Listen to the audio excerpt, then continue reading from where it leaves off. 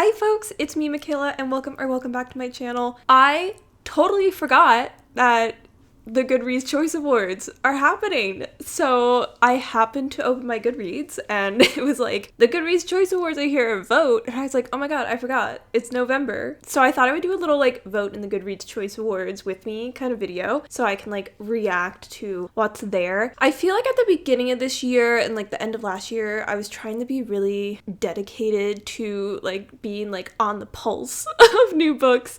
And I like kind of forgot that I was trying to do that. So I feel like I'm gonna look at this and so many of these books are probably not even gonna be books that I like have heard of before. But that's like kind of the fun of it, you know, get exposed to some new books that apparently have been really popular but like completely outside my realm of knowledge, and just like, you know, vote in the opening round of the Goodreads Choice Awards for 2025. I will just like add the disclaimer, I guess, for whatever reason, just explain that I will be voting in every category even if I've read none of the books, because the Goodreads Choice Awards anyway is a popularity contest and is not actually, in my opinion, like an objective reasoning of the best books of the year. It's just what books did people believe they loved the most, and then anything that was read way more than another book is just gonna get more votes. Somebody who's like, I haven't read the book but it's my favorite author, is gonna get votes. You know, it's not like any other kind of book prize where there's like set judges who read all the books multiple times and then, you know, provide their choices for that, you know? Like, this is just fun. So I'm here to have fun on the internet and talk about books. So here we have my little screen for the Goodreads Choice Awards, and we're currently in the opening round. I have not looked at any of this at all, so I have no idea what's there. There are like a few books that I read this year that were new that I think would be there, so we're gonna find out. I feel like I didn't read too many new releases this year, maybe a bit more in like the beginning of the year, but let's just dive right in. Let's vote in the opening round. So first we have favorite fiction. Have like a quick look and see if I've read any of these. Oh, I have. I read Frederick Bachman, My Friends. I did read this year. So that's one down. Ellen Hildebrand, she's like always here. I don't really pay attention to a lot of the like main fiction people, I think. I do want to read The Emperor Gladys, but I also want to read, what's his first book, On Earth We're Briefly Gorgeous, if that's what it is. So like I was like, I'm gonna read the other one, but I remember I read the synopsis of this and it seems like a really beautiful story that I want to read. I just forgot I wanted to read it. Wild Dark Shore, I feel like I've heard mildly mixed reviews about this, but I also believe this is the Indigo book of the year that's been chosen. I also saw this before and almost picked up The Girls Who Grew Big. I did want to read it, but at the time I was like looking for a book. I saw it and I was just like, I'm not in a place where I currently am like wanting to read the story of teenage mothers. I just like wasn't in a mental headspace to be reading that kind of story, and then I kind of like forgot about its existence. But I feel like that could be like a really interesting read for future me when I'm like ready for it. Okay, these Summer Storms, I feel like I've seen places, and also like just this like beachy background in combination with this font for like the story, just like it's giving a Carly Fortune cover. But I think I did see this and I wanted to read it potentially. Anything else like sticking out to me? I don't want to go over like every book. If you like see any of these books and you're like, how could you have ignored that? This is the best book ever. Like, tell me about it. I have seen Dream Count around 2. This feels familiar to me. The rest of these are kind of like, maybe I've seen them, but nothing that's stuck with me. I'm obviously going to be voting for Frederick Bachman, My Friends, because I love Frederick Bachman. We already know it. Okay, so let's move on to historical fiction. Now, historical fiction I basically read none of. I should probably try and read a bit more, because I feel like in my brain historical fiction is often always overpowered by World War II stories in my brain. I feel like it's definitely not in reality, but like my brain automatically goes to like historical fiction equals like wartime fiction, which is like, those are two different things, but I feel like it makes me just like not like gravitate towards historical fiction. I do want to read Good Dirt. but I want to read Black Cake first. This is like a thing that I do where I see a book by an author and then I go, but I want to read their book that I heard about that I still haven't read first. And then I just never read any of the books, and it's like, that's a problem. I do have Atmosphere on my shelf. I got this year. I haven't read it yet because I decided I wanted to read Carrie Soto Is Back first before reading Atmosphere, and I just haven't read Carrie Soto Is Back, so I haven't reached this part yet. Haha. The Lilac People? This seems interesting. See, but it's even that, it sounds interesting, and I'm sure it is, but it's like, it's wartime fiction. There's so much like wartime fiction that I think it just like makes me kind of shy away from the historical stories. The Book Club for Troublesome Women? This kind of sounds fun. Okay, this actually sounds interesting. I'm gonna mark that as a want to read. Okay, I think I'm going to, for this round, I'm going to vote for Taylor Jenkins Reid because this is the author I know I like and the one I recognize, but there's definitely some other books in there that could be interesting reads that I might look into more in the future. Question mark, question mark. Next category, let's go! Okay, ooh, mystery and thrillers. Okay, I have read Famous Last Words by Gillian McAllister. I don't know why it's saying I haven't read this book because I read this book. It is on my shelf, I read it. I liked it, but I felt like it had too much of a similar, like, structure as Gillian McAllister's other books that I read, and even though like it was still a good story, I just felt like it was kind of following this formula that she always does, and because of that I was like, oh, I didn't like it as much. But I think that was also the fact that it's like I need to read like a broader variety of mystery and thriller books and not just the same author, because it's like I'm not gonna get mad at an author for like doing what they do really well again, because it's like, you're good at it, that's what you're gonna do. Not Quite Dead Yet by Holly Jackson. This is like also something I marked as like a want to read, because I think this is like her first adult thriller, because she's been doing obviously like Good Girl's Guide to Murder, Five Survive was another one that she did, Alice Feeney, always there. I didn't realize Reese Witherspoon wrote a book. Learn something new every day, guys. Okay, Frida McFadden is there twice. Not surprised. Lisa Jewell. Okay, not surprised. 3 times. I've said it before, I'll say it again. Like, The Devil Works Hard, but Frida McFadden works harder, 100%.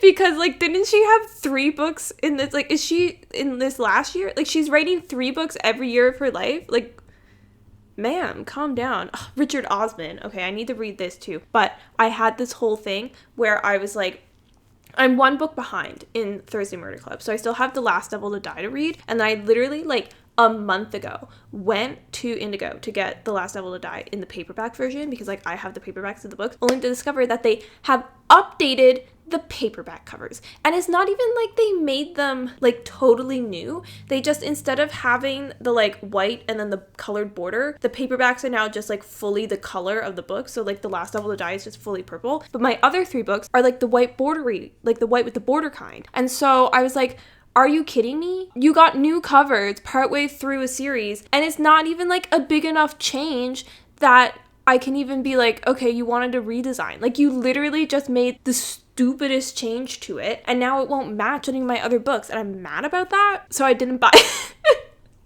Even though I wanted to read it, I was just so, like, peeved by the fact that they changed the covers on the paperbacks that I just, like, didn't buy it that day, because I was like, are you kidding me? This is so rude. So I'm gonna have to get that at some point. I'm gonna need to decide what I'm gonna do to continue on in the Thursday Murder Club series, because I do want to own it. I do love the Thursday Murder Club, and I love the characters in the Thursday Murder Club. It's just like those book publishers, they'd be really just like updating covers on us willy-nilly for the stupidest reasons. Farrah Wong just is like another cozy mystery series that's really popular, I know. Haven't read it though. A lot of these other books are very much giving thriller over mystery vibes, and I think I'm more of a mystery than a thriller kind of reader. And I think even though I read Famous Last Words, that I might vote for the Richard Osman, just because Famous Last Words wasn't my favorite Gillian McAllister, and I have read all of the Thursday Murder Club except for the last 2, and I've heard such good things about The Last Devil to Die anyway that I'm basically sure that I would love The Impossible Fortune if I read it. So that's what we're going with. Okay, next up, romance. This is where there's hope for me, okay? The Gingerbread Bakery. Guys, I haven't read any of this series just because it feels too kitschy, I guess. I don't know. There's just something about it that it feels too sweet that I don't want it. Allie Hazelwood. I've never read any Allie Hazelwood just because I don't think, based off of like the reviews I've heard of Allie Hazelwood, I don't think she's an author whose style I would like, so I just stayed away because I don't want to read books I don't think I'm gonna like. The favorites, I want to read the favorites, and I just haven't got my hands on it because I just like forget about it existing. Truly, what happens? Okay, Elsie Silver, I love. I haven't gotten to the Rose Hill series yet because I'm still finishing Chestnut Springs. I'm currently like just about to finish Reckless, and then I'm hoping to read Hopeless, the last book in Chestnut Springs, before the end of this year. And then I'm going to be diving into the Rose Hill series, but I'm like 3 books behind in it now, but that's fine. It just means I have more Elsie Silver I can read, okay? Anna Huang, I have read Twisted Love. I haven't read the rest of the Twisted series, but I don't really think I'm going to be reading any other series by Anna Huang. I think I'll probably finish the Twisted series, but because I've started it, and although I did think Twisted Love was bad, I also found it extremely entertaining. So I I think like the next time I really want just like a turn your brain off kind of trashy in a good way because it's fun book, that I'll read more of the Twisted series, but like I don't plan on reading any other Anna Huang books just because I don't think the writing style is for me to like enjoy. It's kind of like when I watch Selling Sunset, and I don't necessarily think Selling Sunset is like a great show, you know, but oh my god, it's so fun and entertaining, and like it's in the same category of like of entertainment media for me as that. So like it's fun. I'll probably pick it up at some point, but like I'm not going to probably buy the rest of the books if I can avoid it. And I also probably won't like, you know, read more of Anna Huang. I'm not like, you know, desperate to get my fingers on it. Lauren Asher is like a little bit in the same way. I've read the Dreamland Billionaire series, and at the time I read it, I really liked it. However, it was at like kind of the very beginning of me getting into my romance era, so I'm not really sure if I like reread or read more Lauren Asher, how I would feel about her writing now that I've like read more in depth of the romance genre as a whole, and like how I would feel about that. If it makes you happy. I literally saw this in the store like the other day and I was like, oh, that's a cute cover, but it's like a cute cover as in that like it's cute, but I don't actually like it as a cover, if that makes any sense. First Time Caller, I do really want to read this. The problem is that I'm still reading like the Love Light series, and I have a rule where I'm only allowed to read one series by an author at a time. Because otherwise, like, I could totally go unhinged. So I have a rule for myself, and because I'm reading Love Light by B.K. Borison, I can't read First Time Caller yet and start a new series by the same author. Abby Jimenez is another author that I keep meaning to read from, but I like haven't yet. I did read Great Big Beautiful Life. I read this for a reading vlog. Why does it say I haven't read it? Goodreads, I read this book. And it was my least favorite Emily Henry book. I'm having flashbacks to Medium Spoon. If you don't know what I'm talking about, you can check out the vlog where I have like a minor mentee bee about the Medium Spoon incident. Have not heard of this Till Summer Do Us Part. Problematic Summer Romance, again, Allie Hazelwood, so I haven't been interested in. Lucy Score, she's the one who wrote those books that are like the color with like the flowers on it, I think. Can't remember the name. It's like there's one that's like the blue with the daisies and slightly bluer, slightly more dark blue. What? Words? I feel like if you know what I'm talking about, you know what I'm talking about. I think that's the same author. Carly Fortune, One Golden Summer. Okay, guys, we already know that this is what I'm going to be voting for in this section, okay? Because I loved One Golden Summer so much. I adored this book. I adore Carly Fortune. I can't wait for her next book. It's going to have like this beautiful stormy purple cover, and it's going to be so good. And I just wish I could get my hands on it like right now, but I can't because it doesn't come out until next year. Kennedy Ryan. I've heard good things about Kennedy Ryan's books, but I just like can't help the fact that these covers, and it's like, I know, it's like, should I judge books by their covers? No. Do I? Yes, because I'm judgmental, and they're just like not my style. And like when a cover's not my style, it makes me feel like maybe then the writing isn't going to be my style. It's like, you know, it's the judging books by covers things. I do it. We all do it, okay? Spiral, I did want to read this because I read the first book, Collide, from Off the Ice. I didn't necessarily love Collide. I thought it was too long and it didn't feel like super original, but I did want to give Spiral a try as well. I just like haven't. Because it's just not been a top priority. Another Windy City book. I wanted to start reading Windy City, but I have found that Again, they updated the covers on this. So like the Mile High ones, now instead of like the cityscape covers, they're like kind of weird clip arty one. I don't like it. And I don't know what to do with that. So I haven't started Windy City. So I just like haven't read any of the other ones, but I do want to read Windy City. And Bedborough Steel. I feel like I've seen it, but I haven't read it. I'm not necessarily interested in it. So we're going to vote for One Golden Summer because obviously. Okay. And then we're going to move right along. Ooh, Romantasy. Okay. I feel like I always think I know more about Romantasy than I do. It's the reality. Like I've heard of The Night and the Moth. I haven't read it. I heard of Silver Elite. I feel like I've only heard negative things about this book. Have not heard of either of these. Have not heard of this. Interesting cover. I feel like I've seen this one before, but also like don't they all look the same? Alchemize. I've seen this before as well, obviously. I feel like this is like everywhere. I don't know if I want to read it or not, honestly, because this is the one where it's kind of like the rewriting of the fanfic.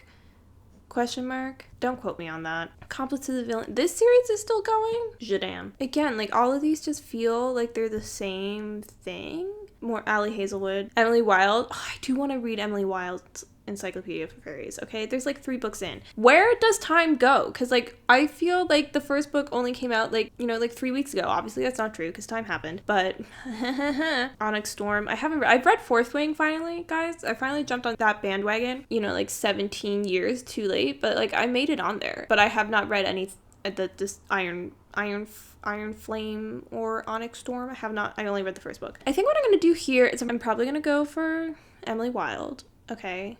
Because I do want to read that. Next.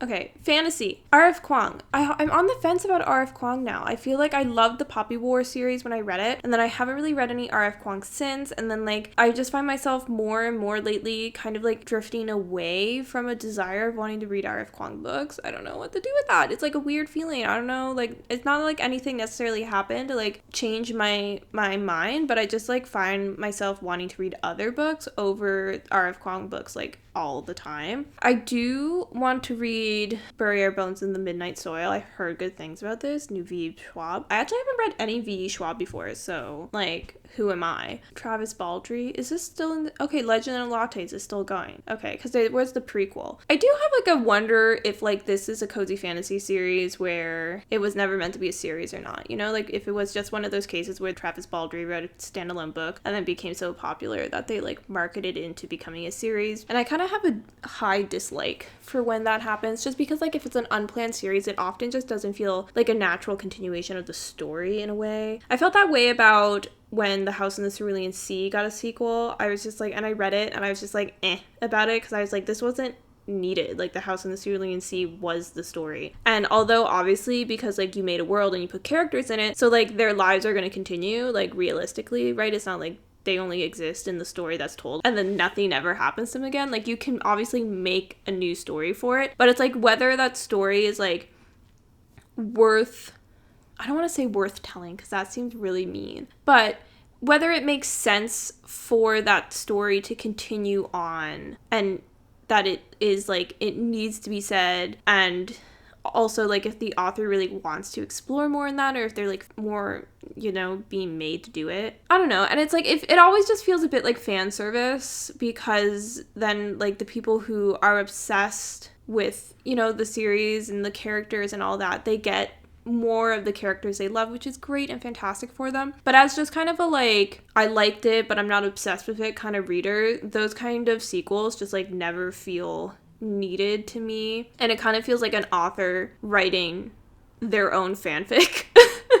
A little bit. I don't know. I feel like I'm rambling. Brandon Sanderson. I do have plans to start Stormlight Archive at some point, but I'm kind of terrified to start it at the same time. You know what I mean? I feel like you know what I mean. I'm like shocked that the Shauna McGuire isn't on here, the Wayward Children's book, because I love the Wayward Children's series. I feel like I've seen Water Moon around. The Strength of the Few. This is the one that's like the Will of the Many, right? But it's the sequels, because it's not the Will of the Many, it's the Strength of the Few. And like this seems interesting to me. I do want to read this. I heard really good things about the Will of the Many, so I like to read that one. I actually think I might vote for this one, just because it seems like one that I would maybe potentially like a lot if I read it one day in the future. Science fiction. Ooh, baby, I'm gonna know like none of these. I find like science fiction books always have like very interesting covers in like variety. I feel like a lot of other genres tend to stick to like certain aesthetics in terms of covers, and I feel like science fiction has like the broadest variety of like cover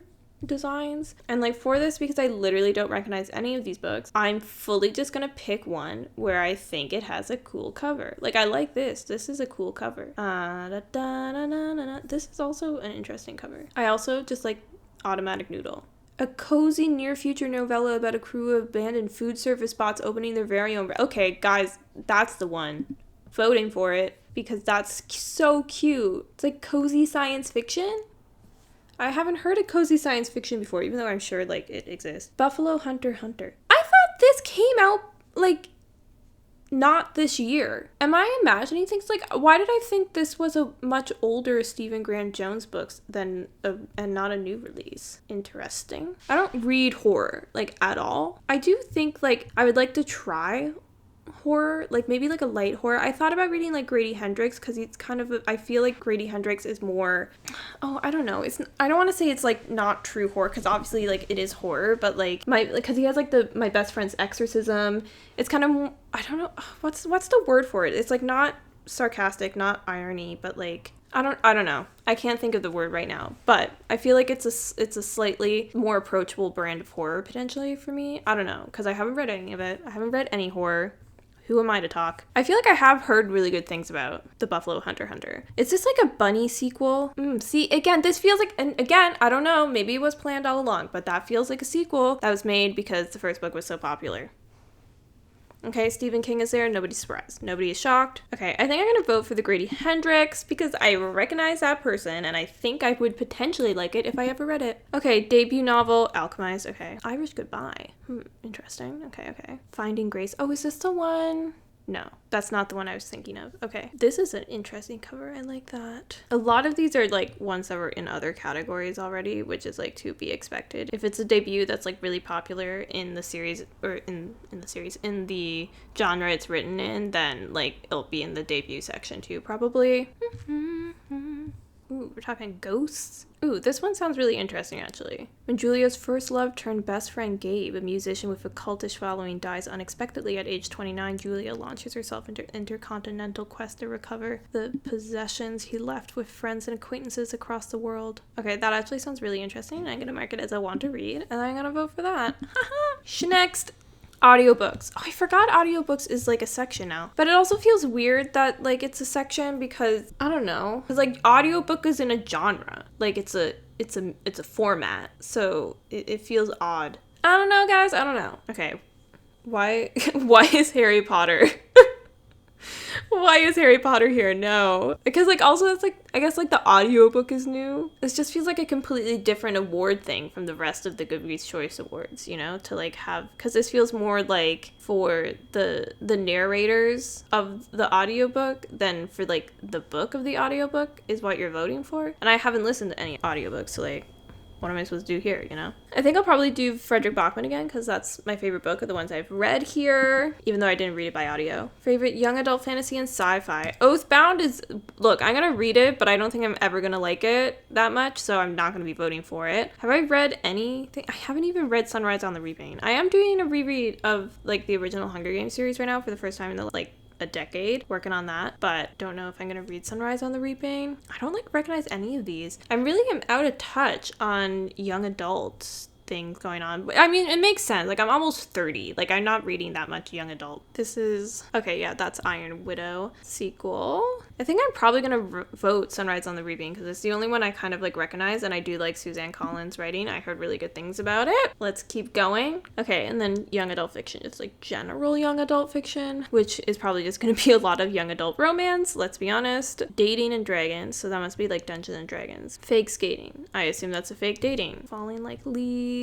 I don't recognize any of these books. There seems to be like a lot of LGBTQ plus books on this list, which I love to see. Tiffany D. Jackson, E. Lockhart, yeah. Jennifer Lynn Barnes. I do love this cover. This seems so nice. Young royals meet the prince and me when a disgraced princess falls for a new student at their all-girls boarding school. This truly feels like it didn't need a sequel, but I'm just gonna keep writing books. Because why do I feel like this says number 2, but I feel like there's like 5 books, because there's like They Both Die at the End, and then there's like there's more than that, right? Like I feel like there's more books that have almost the same title but not, by Adam Silvera. I don't know. I haven't read any of them, so I don't even know if they're good, but at what point does it just start to feel cash grabby? Okay, I'm probably gonna vote for which one I like the cover the most, which I think is this one. I really like this cover. I think it's cute. So we're going for that. Next, nonfiction. Ooh, let's see. I probably have read absolutely none of this, and I haven't heard of most of it. I do have a thing where I'm not interested in any kind of self-help nonfiction, so that cuts out a lot of the nonfiction categories. And then I haven't read too many memoirs, but I do read a few memoirs, and I don't know. I just I'm not really drawn to a lot of nonfiction books. I don't need a transformative guide to design your dream life. No thank you. I'm not interested in a book that's gonna just tell me the same thing over and over and over again that 3 other books already told them. John Green. That sounds kind of interesting. Yeah, so much of this is just self-help. Okay, I'm going for Everything is Tuberculosis, because that's also just a funny title for nonfiction. Okay, memoirs. I've heard good things about the Sherry Frankie. I didn't realize Cher had a memoir. The Cher Memoir Part 1? Oh my god, there's gonna be multiple Cher memoirs? That sounds amazing. None of these other memoirs are sounding they don't seem familiar to me at all. Okay, I think I'm gonna vote for Cher because Cher. And I love how it's part 1. That's amazing. History and biography. Jane Austen's bookshelf. Oh, that one for sure. Let's be honest. A lot, again, there's a lot of wartime women stories. And it's not that I don't think we should be telling the stories of wartime women. We definitely should. It just feels almost like an oversaturated place for telling women's stories instead of looking to other parts of history where women also played huge roles that we could maybe be writing other nonfiction books about.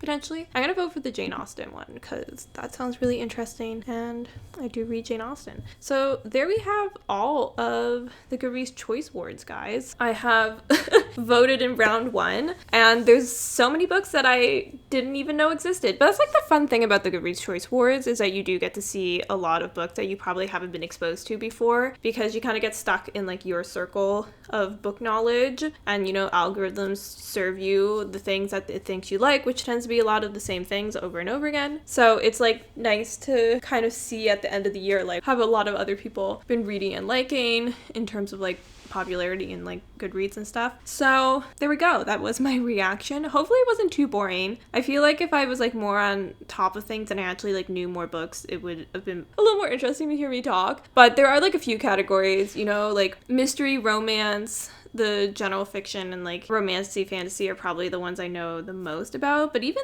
those, I read so much backlist right now that I kind of forget to pay attention to a lot of new releases because I have so much backlist TBR that I want to read. And, there's just constantly books coming out. And as much as I want to be on top of things and be in the know and be reading the newest books, I also don't want to fall into always just wanting to read new and instead really looking for things that it's I want to read it and finishing things, which is why I have so much backlist. I'm a series reader. I read a lot of series, and so I'm really trying to make sure I actually take the time to read those books that I started the series of years ago and I said I wanted to read them, and actually taking the time to read those, because there's always going to be new books. I'm always going to feel behind no matter what. It's kind of just the reality of it. But it would be nice if maybe I could try and be a little bit more on top of new releases. Do let me know what you thought of the Goodreads Choice Awards opening round for 2025. If there's any books on here that I said I haven't heard of, or you saw that you think I would like, or you absolutely loved, let me know. If you happen to like this video, make sure to give it a like, give it a little thumbs up. If you happen to like me, consider subscribing. I'd be happy to have you. And with that, I hope you're having a wonderful day today, and I'll see you in the next one. Bye-bye!